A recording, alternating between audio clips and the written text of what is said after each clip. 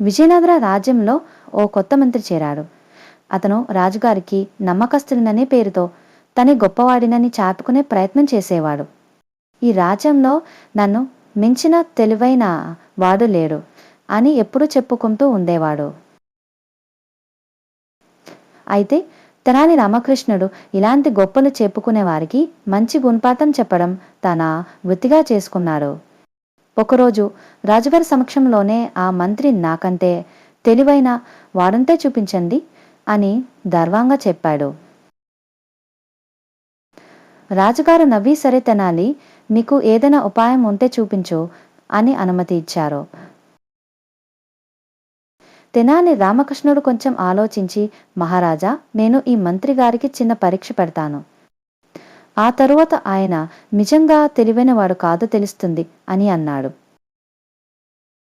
పరీక్ష ఆ కోడి ముందుకొస్తుందా, గుడ్డు ముందుకొస్తుందా? తెనాలి మంత్రిని పిలిచి గుడ్డు ముందు పుట్టిందా లేక కోడి ముందు పుట్టిందా అని ప్రశ్నించాడు. ఆ మంత్రి ఈ ప్రశ్నను గంభీరంగా తీసుకుని లోలోపాలు ఆలోచిస్తూ, ఇది గొప్ప తర్క ప్రశ్న, నాకు తెలియని ప్రశ్నే అని అనుకున్నాడు. కానీ అతని గర్వం తగ్గక ఈ ప్రశ్నకు ఉత్తమ సమాధానం వెతికే సమయం కావాలి అని చెప్పాడు. తెనాలి నాటకీయంగా, మహారాజా, మన మంత్రిగారు చాలా తెలివైనవారు కాబట్టి ఈ ప్రశ్నకు సమాధానం దొరకకపోతే ఆయనకు తగిన గుణపాఠం నేర్పాలి అని అన్నాడు. మంత్రికి గుణపాఠం. తెనాలి రాజుగారిని చూసి, మహారాజా, ఈ ప్రశ్నకు సమాధానం చెప్పేంతవరకు మంత్రిగారు రాజభవనం బయట ఉన్న గద్దె దిబ్బపై కూర్చొని ఉండాలి అని అన్నాడు. రాజుగారు నవ్వుతూ, అది మంచి శిక్ష, సరే మంత్రిగారు, మీకు సమాధానం దొరికేంత వరకు అక్కడే ఉండండి అని చెప్పారు.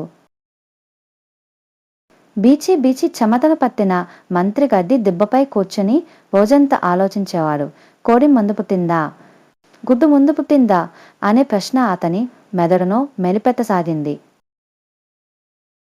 ఒకరోజు, 2 రోజులు, 3 రోజులు అయినా సమాధానం దొరకలేదు. ఆఖరి దశ మంత్రిగారి ఓటమి. ఆ మంత్రిగారు ఇక కుదురుగా తినలేక, నిద్రపోలేక చివరికి రాజుగారి ముందుకొచ్చి, మహారాజా, నేను ఓడిపోయాను, నాకీ ప్రశ్నకు సమాధానం తెలియదు అని అంగీకరించాడు. తెనాలి రామకృష్ణుడు నవ్వుతూ, మహారాజా, అసలు ఈ ప్రశ్నకు సమాధానం లేదు. అందరూ వాదిస్తూనే ఉంటారు, కానీ నిజంగా ఇది తేల్చలేని ప్రశ్న అని చెప్పాడు. రాజుగారు తెగ నవ్వేశారు. తెనాలి, నువ్వు మరోసారి నీ తెలివితేటలతో అందర్నీ మెప్పించావు అని కొనియాడి బహుమతిచ్చారు. ఆ కొత్త మంత్రి ఇక తన పొగరును తగ్గించుకుని తెనాలి ముందు తల వంచాడు. కథలోని బుద్ధిపాఠం. అతిగా గర్వపడితే మనకే ఇబ్బంది. ఎప్పుడూ వినయం కలిగి ఉండాలి. అర్థం లేని గొప్పలు చెప్పుకుంటే ఎవరైనా తెనాలిలాగా గుణపాఠం చెప్తారు.